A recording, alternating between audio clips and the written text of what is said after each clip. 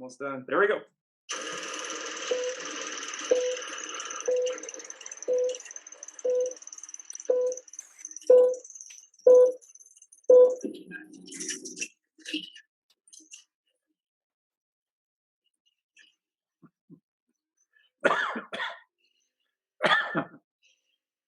Can you hear our lovely car?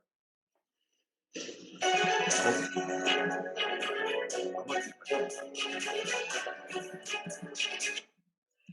said you can't teach an old dog new tricks?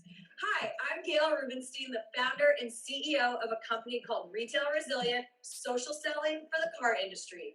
And we help auto dealers, auto agencies, and vendors in the auto industry sell more cars, service more cars, and make more money using our social selling strategy. That includes TikTok, Instagram, Facebook, LinkedIn, and anything else you can think of. So if you're looking to invest thousands and make millions, we're definitely the social selling company for you. Like I said, who said you can't teach an old dog new tricks? If you run a service drive, you know these days, first impressions matter. But when your advisors are tied up with inbound phone calls, they tend to neglect their other, more important duties.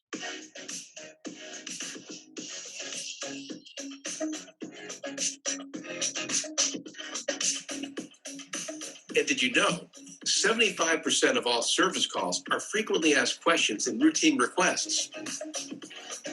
Still, the average dealer misses up to 30% of inbound calls, adding up to a ton of missed service opportunity and increased customer churn. 68% of callers actually go elsewhere if they can't get through, which means you could be losing $60,000 to $70,000 every month in service revenue simply from missing calls. So who will pick up? Introducing Brooke. Hi there. Your best service scheduling assistant. Brooke is the first intelligent digital voice assistant to answer, handle, and appoint all of your inbound service calls.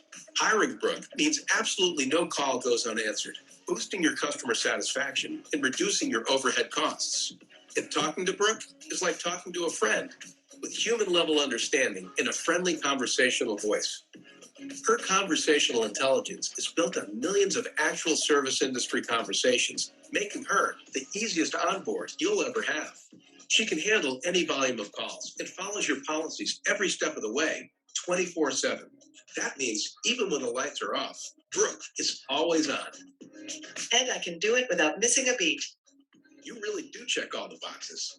Book with Brooke today. Visit Brooke.ai or call 866-942-1236. Finally, the perfect match. See that light above the bathroom door over there? That's a big time saver for our technicians and other recon staff. The light goes on when the bathroom is occupied. Now techs keep working until the light goes out. Then they know for sure the room is empty. And when they're busy there, they're also catching up on the news. Not bad news, but news they need for the job. I post these where they can't be missed. Too often, the search for the right product for invaluable time. This inexpensive detailer's cart organizes supplies. Now techs lay their hands on what they need without delay. We got these time savers from Rapid Recon, the reconditioning software company that's always defining better reconditioning solutions for dealerships like yours. When the goal is to get cars through recon in 72 hours or less, every step, every minute, every better decision made helps towards that goal. For more recon efficiency ideas like these, talk to the recon experts at rapidrecon.com.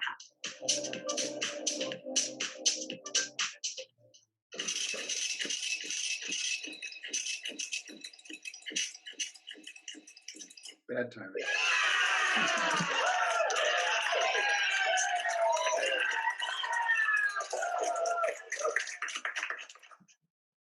Good morning.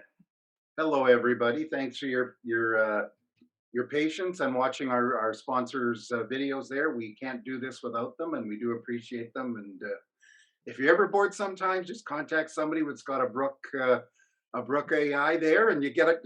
They'll can talk to you. Trust me, I've tried it.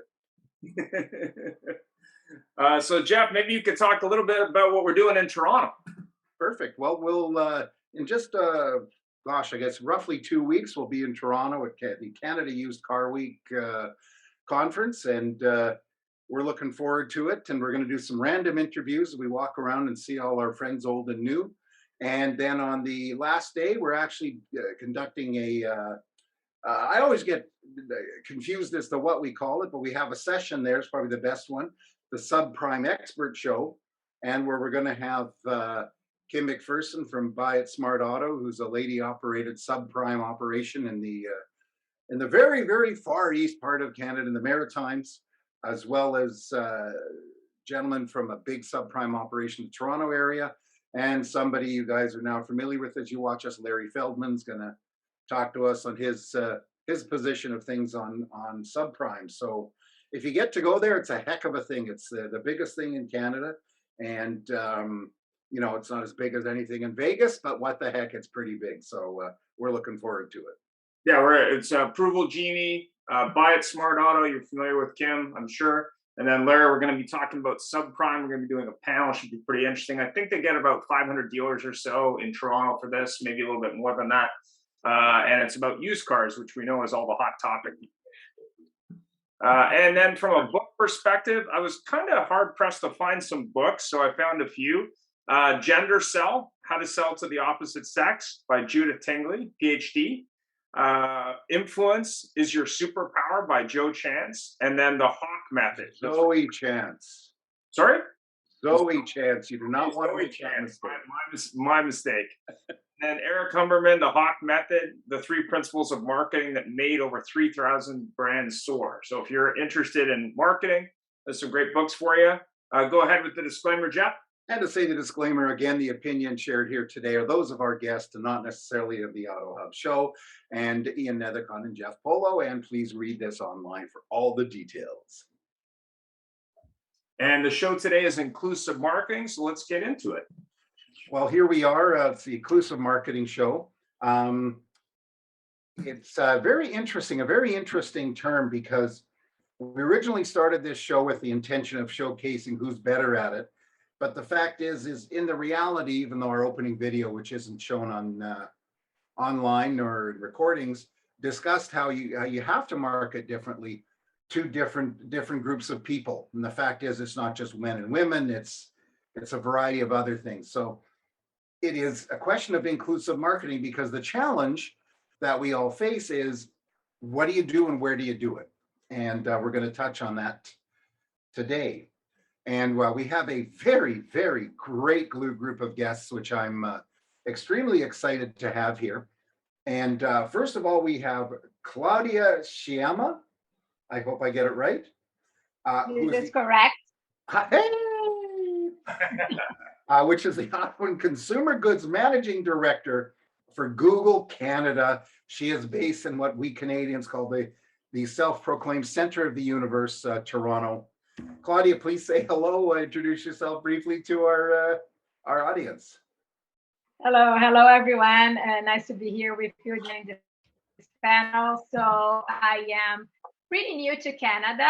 I'm pretty new to Toronto. We moved here 4 years ago, but I have been working for Google for the last 15 years of my life back in Brazil. So I started back in Brazil. I'm Brazilian. So I worked in Google Brazil for 11 years, leading the retail partnerships, like the partnerships with the main retailers in Brazil. And I took the challenge to move to Toronto 4 years ago with my big family, husband and 4 kids, to Toronto to lead the partnerships with like global manufacturers, among them all like the OEMs. So I'm here. So I'm new in the car industry, but I'm an old digital and technology professional. Terrific. Well, thank you for taking the time. We hope you're enjoying the winters. Getting used to. You get used to it. Next, we have with us the gentleman in the room, Don Graff, who's the president of Don Graff Automotive Advisors. He's a friend of our show, and he's from Bonita Springs, Florida. Don, please say hi. Hi, everyone. I'm glad to see everybody here. Should be a very interesting show.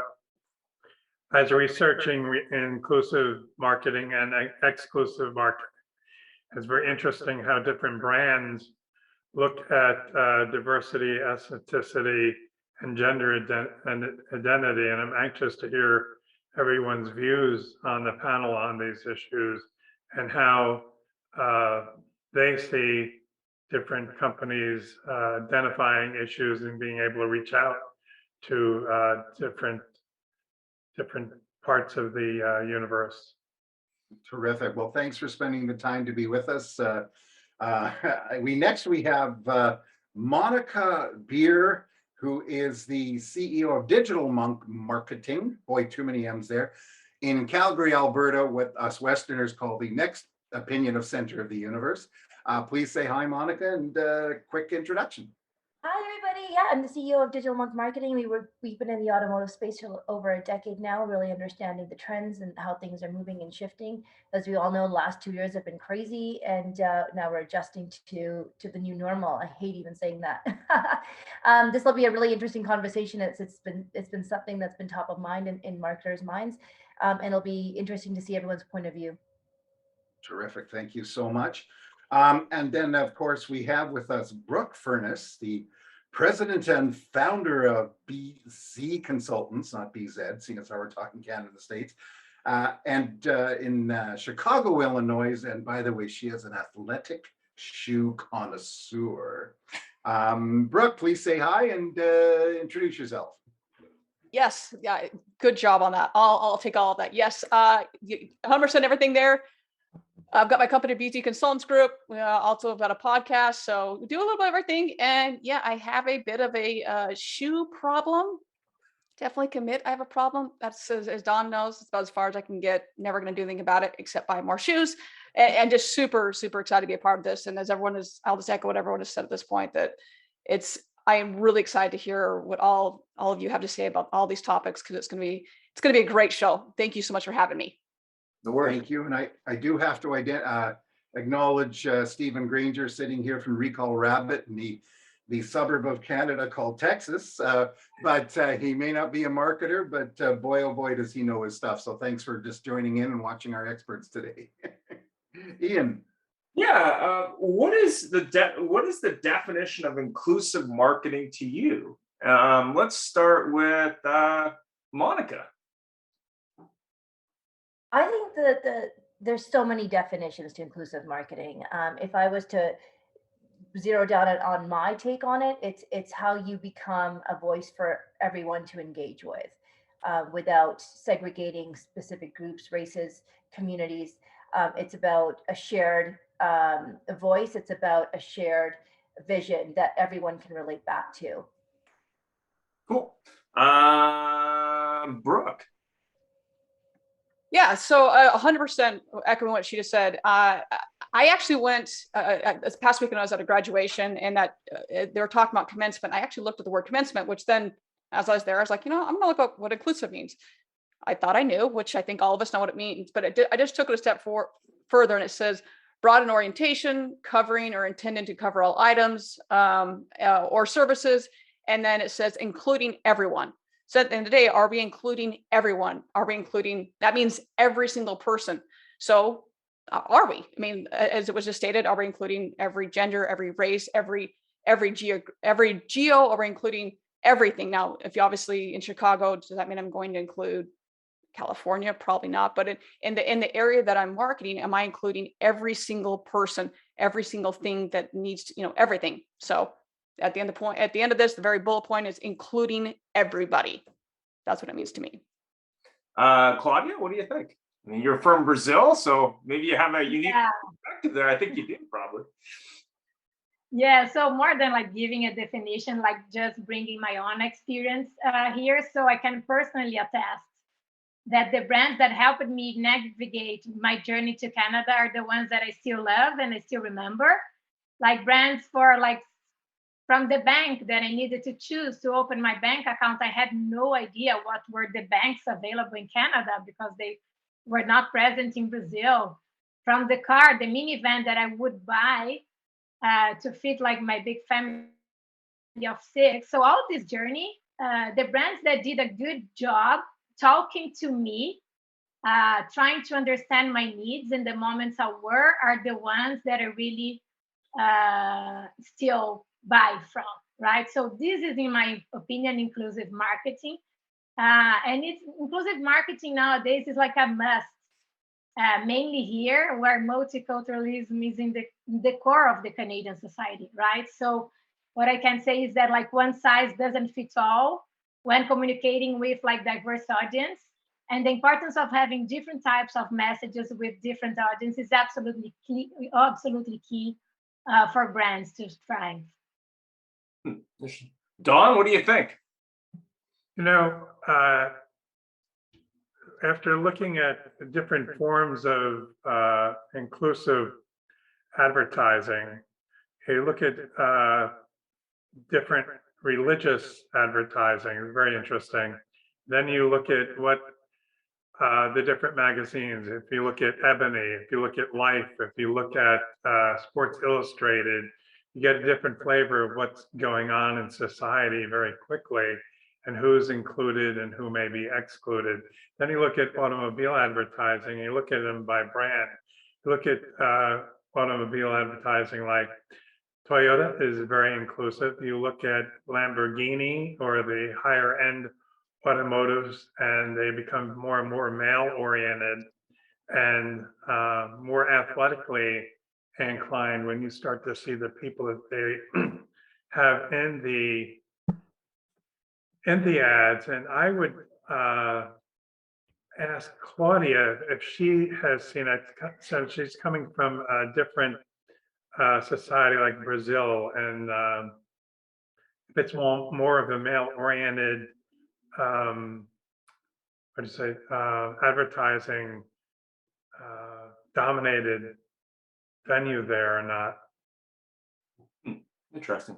Yeah, I actually did a case study for Procter and Gamble when I did my MBA on Brazil, and they talked about a laundry detergent. So there was two markets they were focused on: the wealthy market that had washing machines, and the less affluent market that actually washed clothing in rivers. So they had two totally different product categories, and they were trying to figure out how to not only gain market share, but also to look at packaging and say, okay, how can we appeal to people that maybe aren't literate but like bright packaging. It was kind of interesting.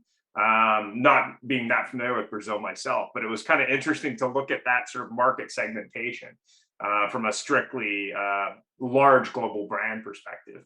But go ahead, Jeff. Yeah, it's some very good points here. My next question actually pertains to who should handle it, but I had to make a comment on the fact that when we talked about inclusive marketing, we were talking about people and all the different people out there, and how do we appeal to everybody or somebody or whatever. But it's more than just who's out there with us. You just mentioned, Brazil and marketing soap. We would never dream here to have a different type of a soap for different purposes. But moving right along, it's probably a little bit controversial here, but does it matter who handles the marketing as far as the person, not the education or the experience? So does it really matter? And I'm actually going to hit this right hard. Let's go to Brooke, because she's got the biggest concerned look on her face. Well, I think it's yes and no. Is that, like you said, education or experiences that, that doesn't, I call it the oh shit moment. We kind of go on that education portion, because the most of us didn't start in this industry. It was like, oh shit, I got to find something to do. Now I'm in the auto industry, and now we stayed with it because it's been so good to us. So when it comes down to that, I don't care if you're male, female, or something in between. I don't care. All I care about is you do your job well, and you look at the facts and not the feelings portion of it, and that you're using that to say, okay, here's where we're going to target next. I don't care who does it as long as they're good at their job. So when it comes to, to me, it's not a controversial question, because all I care about is that you're doing your job and you're looking, I'm repeating myself, but you're doing what needs to be done. And it doesn't matter what your background is. I think too often is that we, not necessarily on this panel, but a lot of people do look at that, what you just said, the education experience portion of it. And you shouldn't look at that. It is the life experience, and that you're looking at all of those things to say, this is where we need to target. This is where we need to go. And those are the things that where we need to go with that. Okay, that's a very good point. Claudia, what's your opinion on that? Does it matter, again, who handles, what person handles it versus their knowledge? Yeah, I really think I'm a big fan of like diverse teams. I think like regardless the gender of the background, people can do a good job, but diverse teams can do a better job, right? So, and this is why the companies are so into looking for like inclusion and diversity in their like own staff, because this is how we're going to mirror what's happened in the consumers, right? And this is I'm gonna like bring my example again, because I think I have been facing that, right? So I'm the only newcomer in the C-suite of Google Canada, and it's interesting. It's not that like my point of views and my perspectives are like better or worse than others, but they are different. They really enable conversations that probably will never happen if there wasn't a Brazilian woman just throwing her background and her like experience that are not part of like the discussions that you're having, right? So that's why, regardless gender, having like a diverse staff or like team, it's so good, like for innovation, for inclusivity, and for diversity of like the marketing, communication, and even for like internal decisions, right? And we see more and more like bringing these new perspectives are like really help to have better solutions to our clients. Yeah, that's certainly. Oh, I don't know if I've lost the audio. Are you speaking? I got a bad connection with you. No, I stopped speaking. Oh, good. I didn't want to talk over you. But it's very funny though, because we got into this topic of you came from Brazil to Canada. You're obviously a marketing person because that's your field. And but it's a totally different view on things. You said right down to the point. We would think we're going to market minivans to women with large families.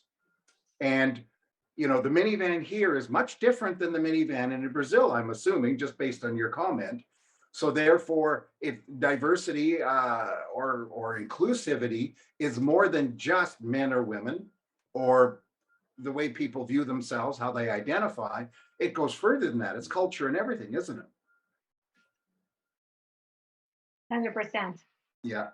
Great. I'm going to turn to Claudia because I'm going to leave Dawn till the end, make him squirm. Not Claudia, sorry, Monica. What's your opinion on this? Just to echo Claudia's sentiments, I agree. The more diversity you have on your team, the broader your mind goes. The broader your mind, you can learn from other people and the way they see things and from their background and their experience. Which, if you don't have that kind of diversity, you don't have those shared experiences on the team. And if you don't have those shared experiences on the team, you're missing a huge segment of the market because you just can't connect with them because you don't know how, because you don't have that connection within your team to do that. So I think it's super important to make sure that there is that diversity on your team, just to expand your mind and to expand other team members' minds. My dad would always say this, is that when you can understand more than one language, you have now another toolkit to express emotion, to express different ways of just different parts of your life. So if you take that same concept, how language broadens your mind, it's the same thing on a team. When you have diversity, people from different cultures and genders and all different types of backgrounds, that also creates diversity within your mind. And now you can actually showcase that talent outwards when you're communicating things. So I think it's extremely important. That's a great point. And we think people tend to think that those in the southern U.S.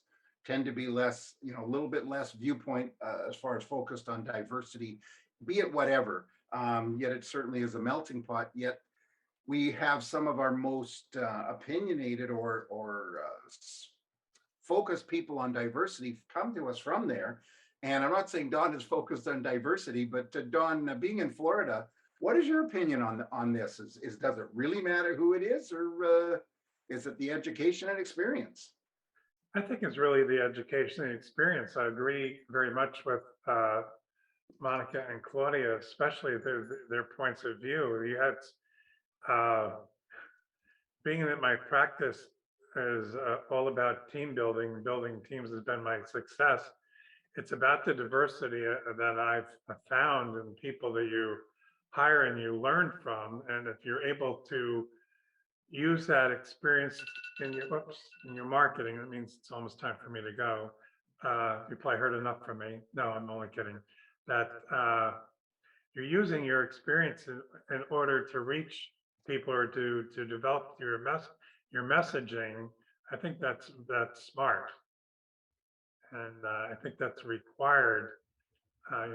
Florida is kind of a crazy place to be right now. We're in the middle of all kinds of culture wars. We have our governor is at war with Disney, which I don't really understand any of that, but that's what's going on. As crazy as that might seem, anybody who grew up from the 50s and watching Mickey Mouse and Disneyland and all that stuff, or having been to Disney and visiting it, it's pretty much all about diversity and how they take care of people and do everything everything they can possibly do to make the customer experience world-class experience, for whether you're there for a day or for a week. Yeah, well, actually, I tell you, I think Disney was one of the very first organizations to address diversity. And the fact is, we had to realize that, and Brooke, I'm going to tell you, you're nodding, but you're not going to guess this one, because we had to include mice and dogs and ducks and all that sort of stuff, and recognize the fact that they have feelings too. I'm sorry, I had to say it. Ian, take it away. Is exclusive marketing a valid thing? And what does the term really mean? Like, what do you think there? Let's start with Brooke.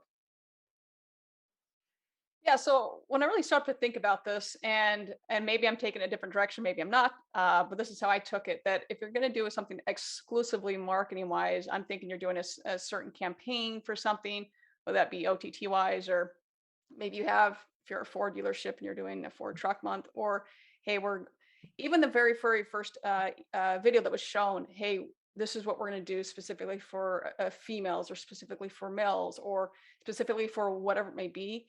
That's what comes to my mind when I hear that question. But that's the first thing that comes to my mind when I hear that question. That's the first thing that comes to my mind, and especially in a cookieless world, that makes how we go about doing that. It makes our job more fun and interesting on how we go about doing that, because of whether that's Facebook or however that may be, is just how we go about and say, this message goes to this person, this message goes to this person. But once again, including everyone, but making that message specific, the right time, at the right place, with the right message for that person. Yeah. Monica, what do you think? Yeah, very much to what Brooke was saying is that you're not, I think a lot of times our mind goes to the opposite of inclusive marketing, is that we're leaving people out. But I think in the marketing world, we have to come back to who our target market is. And so if our target market is very specific to whatever we're selling, it has to be an exclusive market. We have to do exclusive marketing. And so I think there's a negative connotation to what exclusive marketing is. And I don't think actually that if you look at from a marketer's point of view, there are points that we do have to do exclusive marketing when we're specifically, like similar to Claudia, she's from Brazil. And when you had given the example about the Tide detergent, that wouldn't work in Canada. That's exclusive marketing that exclusively works in Brazil. And so I think there are points that exclusive marketing needs to happen. It makes sense to happen. It's more places like Canada, where a multicultural, very diverse country, the USA, that we have to start thinking broader. But that doesn't mean that in specific countries like Brazil, like China, there's going to be very niche markets that we have to understand how they work, how their psyche works, and that's going to be very inclusive. And actually, if I can put my 2 cents in there, something that entered my mind is the fact is Brazil has got double or triple, well, maybe double, close to double the population of Canada, and which therefore is about half the population of the US, and or somewhere in there. So there's a whole different group of people there, I would imagine, just depending on where they live there, just like here. Frankly, I don't think, selling, fresh salmon in Alberta works just as well as it here for tourists. Well, Chloe, I think it's around 200 million. Am I correct? Yeah, 200 million people in Brazil. Yeah. Much more Okay, than it's that, way yeah. more than double Canadian.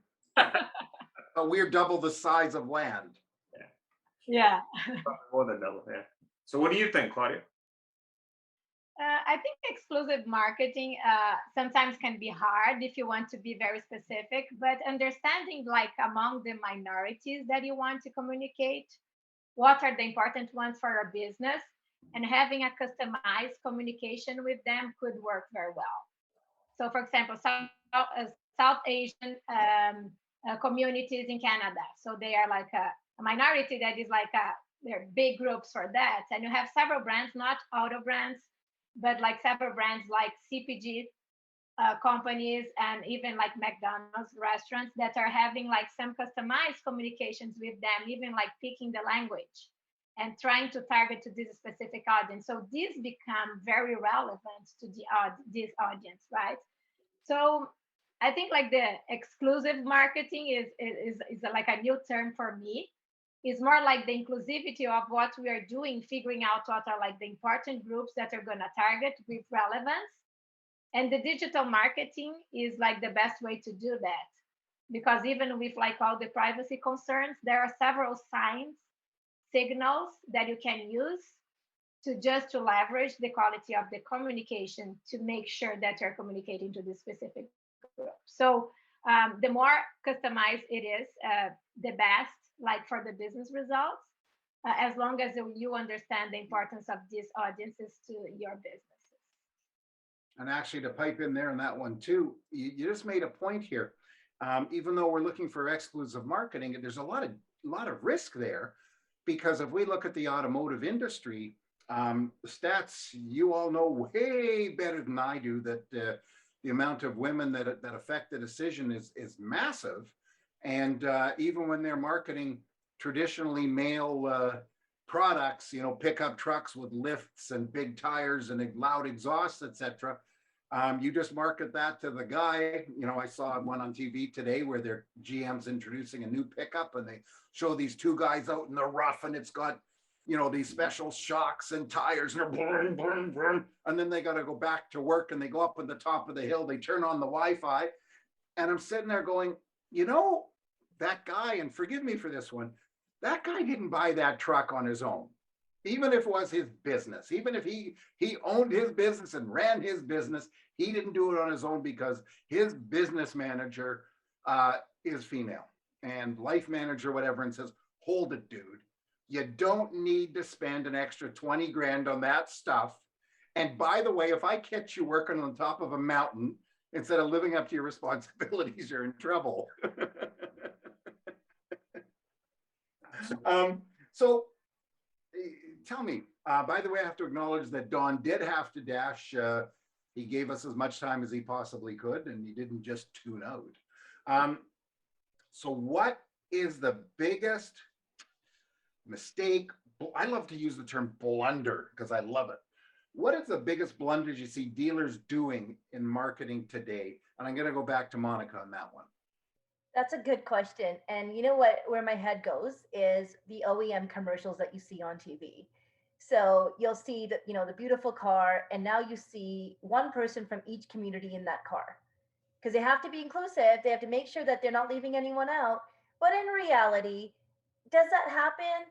It almost is like you're trying too hard. So it has to be natural. It has to be something that actually happens. I think there's better ways of doing it. I do appreciate that people are recognizing that we need more diversity in our commercials, in our advertising, in our marketing. So we're speaking to the multiculturalism in our country. However, it shouldn't seem so forced. It should seem something a little bit more natural. So I guess reestablishing what inclusivity means and how we communicate that we acknowledge all of the communities, genders, societies, communities in our country, but maybe in more of a subtle way, not so obvious. That's my take on it. Well, it's interesting how you brought that up, because I'm a little bit critical on on anything like that, that just looks like they're trying way too hard to be inclusive and everything else. And it's funny because here, I don't know if it's Subaru Canada or it's just Subaru all over, but there's a really great Subaru commercial, and where there's a whatever it is, and going through the mud and everything, you cannot see inside the car. The wipers are going, and it's, you know, up and down mountains and everything else. And it pulls up in front of a building. A valet comes out, and out comes a woman, but I'm going to, you know, not what somebody would expect as far as another culture woman or different culture other than what you a white person, gets out in an evening gown, and the valet looks at the car and goes, ah. And so that one does not look like it's, in my opinion, doesn't look like it's trying too hard. What examples of some can you think of, Monica?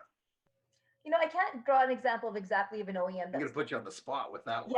Yeah, you did. And I'm not calling out the OEMs right now. But you know what? Pay attention to the next ad commercial that comes out. You'll see it. You'll see it. Actually, it's interesting. In advertising in general, since the Black Lives Matter movement, 55% of advertisers that are in the media majority of the time have increased their visibility, minority visibilities in their ads overnight since the Black Lives movement happened. Now, a year later, or a year, 2 years later, that after the movement was at its peak, that's dropped now to only 10%. So it was like, oh, you know what? People want to see this. It's important. We want to be inclusive. Oh, it's the trend is over. Let's go back to our old ways. That's not inclusivity. Yeah, that's for darn sure.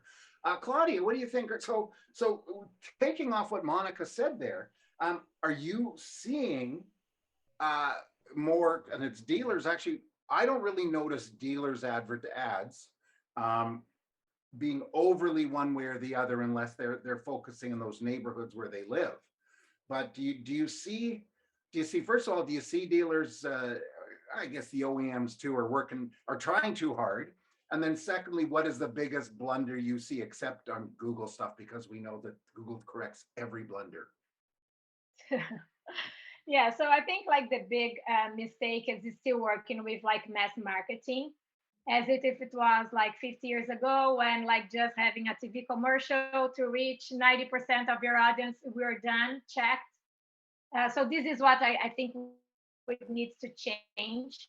But we see like OEMs starting to do like some efforts with that. Last year we had Nissan Rogue launch, and it was very interesting how they approached the campaign. So it was like an online video first campaign. So instead of like creating for TV and bringing this to the digital format, they started like with the digital format, and after they adapted to the TV commercial ones. And when they're creating like the online video ones, they were really worried about the audience that they would reach. So big families, small families, women, adventure, and things like that. And they had like variations of their ads according to the audience that they wanted to reach. And like the campaign results were like very successful. We have like an external business case with that, like great sales results, great awareness and consideration results, because that was like one of the goals. So that was like an interesting one, because normally, traditionally, you have like this mass marketing working, and they started with like the segmented one, and after went to the massive one, right? So this is the kind of things again that the online media can help and can enable, right? Because there are like several ways to have different cuts of your a TV ad or like a video ad according to the audience, how we're going to start the video, how we're going to end the video, how we're going to have the call out. And this can be done by dealers too, right? And even the dealer side, we have like a research that we hired last year. And women, they are the female car buyers, they are more willing to go to dealers to do test drives than men, and they are more loyal to their dealers when they understand the value of it. So there is like a bunch of nuances on the like the female behavior compared to the male. It's not just to be man or woman, but how they decide on their like purchase cycle that could be used in the way that dealers and OEMs are communicating to women, for example, and other types of audiences too. So I think there is a big effort. I see like good things coming up. It's not easy because you're just breaking a mindset of working with mass media that have been working well for the last 100 years, but consumers are changing and the media consumption is changing. And if advertisers don't change the way they're communicating, they're going to lag behind and the results won't come with that.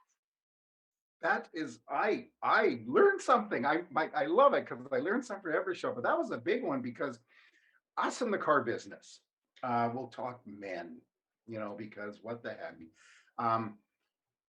I never realized that women are much more comfortable going in and test driving a car than men are. And that is totally opposite to what we see so much of. And Ian and I are quite embedded into the the automotive stuff, again, being a little bit narrow focused on this stuff. And all we see people teaching, all we see them talking about is women at dealerships must be treated better because they're intimidated by the process, and you should do this different. And in reality, it sounds like the men are intimidated by the process, and the women are much more open to going in and dealing with it head on. And I'm overwhelmed. I'm actually happily overwhelmed. Well, Jeff, if I could, sorry, Ian. Sorry. Yeah, go ahead. Please go ahead. No, I have some like interesting data points of like this car auto like female buyers. Can I share with you like 1 minute only just for you to see like You what can share the 5 minutes because we're all you're fixed on it. Okay, so the female buyer today is more likely to replace their old car with a new car than men.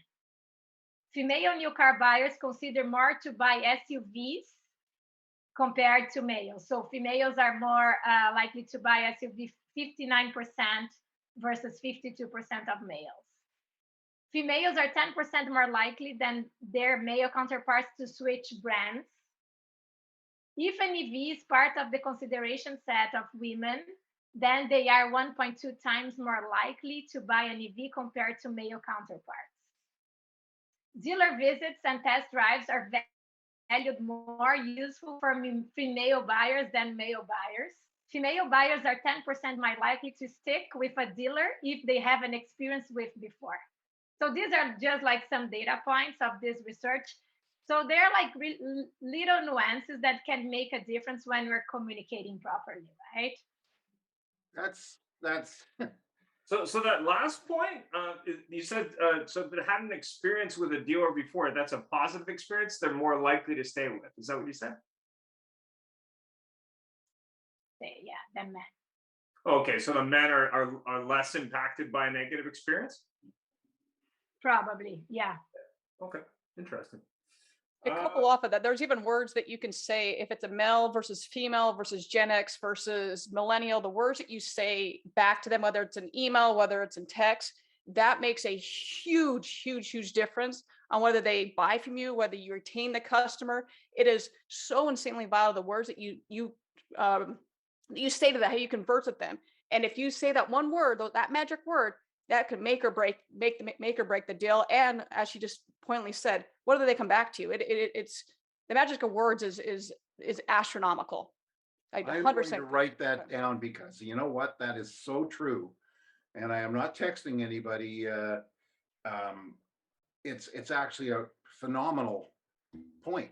And we all know wording. I mean, car people understand wording, understand word tracks, but heck, it's a way different word track depending on who you're dealing with. And I'm actually going to say that you've got the first divide, men versus women. Now you got the second divide, which is what is that person's background? And if you have somebody from a different culture, like again with Claudia here, if they're from Brazil, some of the words that we'll say are just, you got to be careful And the biggest blunder, and before we move on, the biggest blunder in the automotive industry was Chevy decided to sell Novas in Brazil, I believe. And I think translated into Portuguese, Nova means no go. Is that right, Claudia? And that was a huge failure. Yeah, I mean, it was funny. We had a gentleman on the show from Italy. He's wrote a really interesting article a number of years ago now on OEM advertising in Italy and how it offended women because it was so sexist. And it was a cultural faux pas, really. It was a mistake because when you looked at the breakdown of car buyers in that country, it was much higher percentage of women influencing the decision than men. And the ads were blisteringly sexist, like to the point where it was like, whoa, like what are these people doing? But it was very much a cultural bias, I think.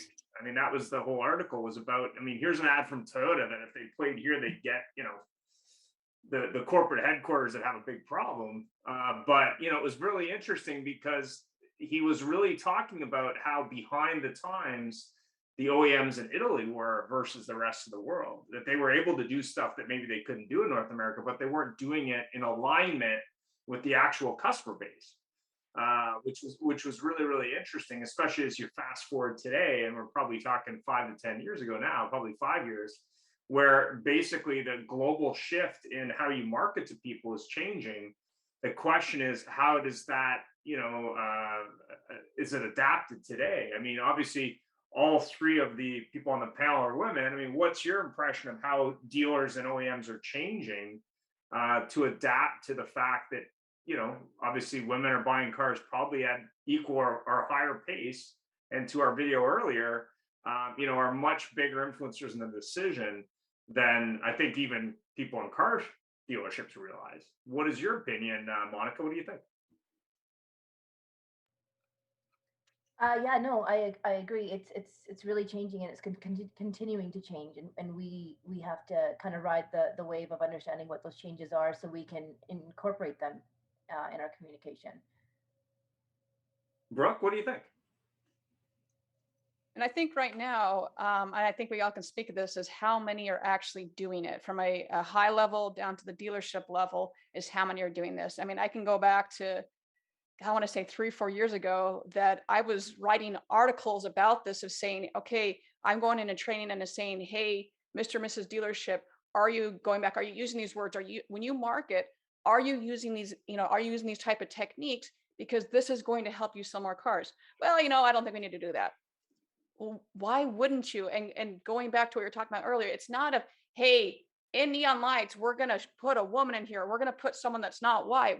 I'm not saying do that. I'm just saying, what are you doing to speak about this? If you're talking to this type, if you're talking to this person, how are you changing your verbiage? How are you changing this? Because the cookie cutter marketing isn't the way we sell cars or sell anything. It doesn't matter what you're selling. That's not how you do things. But that's the way we've always done it. I'm sorry, bullshit. That doesn't work anymore. It's not. If you want to keep doing that, great. Go ahead and be a Blockbuster. That worked great for Blockbuster. So keep doing the way you did things. That's not how it's going to get things done.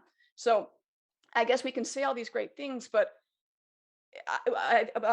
Monica, I think it was you. You were talking about how 55% jumped on and said, hey, oh yeah, we're going to jump on and do all these great things and be part of it. And then, yeah, that was a flash and a flash in the pan. Yeah. Kudos for you. Kudos for you for putting a little I voted sticker on you, and good for you. It was all BS, and it was just lies and propaganda, because none of that stayed forward with any of it. So if you're going to do something, do it because it's the right thing to do, and you actually believe in it, because at the end of the day, your consumer is going to see through all of that crap and know that you're just full of it. You're 100% full of it, because it's not down to the core of who you are. It's going to come through, because we can all be on here and our personality is going to come through. But when someone meets us and says, man, you're nothing like who you are on the screen, you're just lies and propaganda, Brooke. Like, I'm not going to follow you anymore. I don't want to listen to you anymore. Your consumer is going to see that too. So I kind of got my soapbox there a little bit, but I just go back to is if anyone's really doing this, and are they really doing it for the right purpose? Because the consumer is going to see through it real quickly. Yeah, and we're seeing a lot of the transition as OEM after OEM talks about, and politician after politician talks about electric cars. What does that mean in the long term? Like we're seeing a lot of movement on both sides of the spectrum from Ford Motor Company at the moment. We'll see how that goes for them. But it's interesting to see as you look at global automakers going, okay, yeah, we're going to invest XYZ billions into this. Is that a long-term strategy? And how does that go from a marketing point of view? How are you segmenting that marketing to intenders? I mean, there's been a lot of correlation in the media recently around gas prices and electric car adoption. So it's going to be interesting to see how that kind of aligns with, marketing, but more importantly, the OEM strategies and then their relationships with dealers. But Claudia, what do you think? Yeah, I think I really like Brooks' point, and the brands need to be authentic, right? When it's not authentic, the consumer feels it, and you have like the opposite effect of this. And one thing that, in my opinion, is the most important is knowing who is your client, knowing who is your customer, right? So customer research, super important. Talking to them, being like vulnerable and open to learn from them, and bringing to the point that I brought, going back to the point that I brought in the beginning, have a team that will understand these other perspectives and are not only all the same with same background and same gender, to interpret the data and like work on that, right? So we need to work for our clients, and the more you know your clients, the better you'll be able to serve.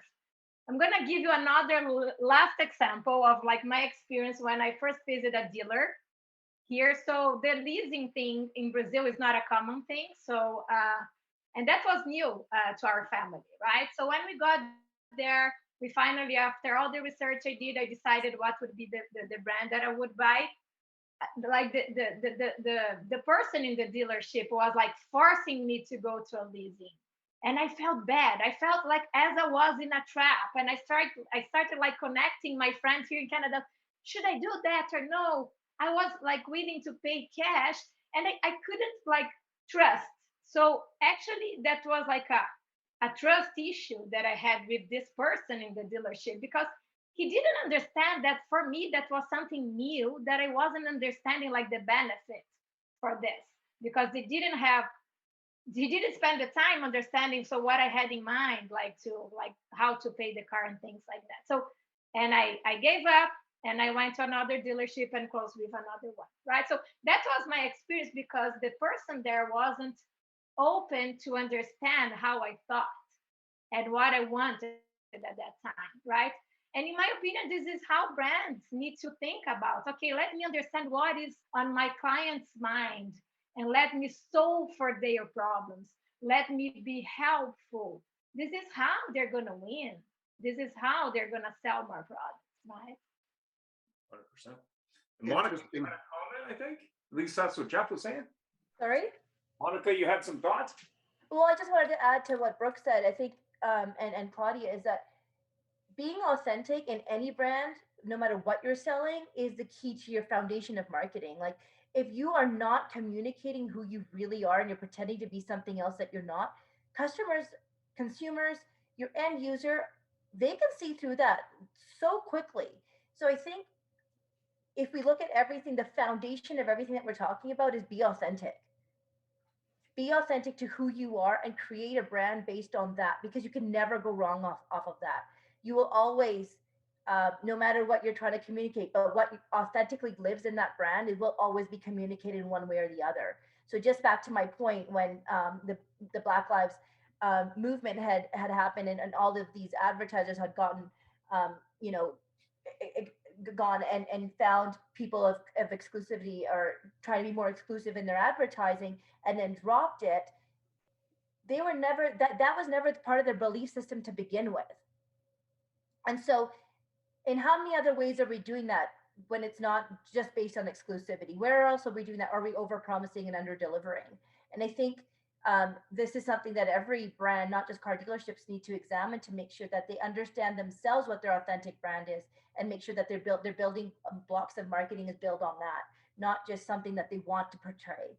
because that doesn't last. Just like Brooke said, we're not stupid. We can see right through it. You got to be more transparent than that.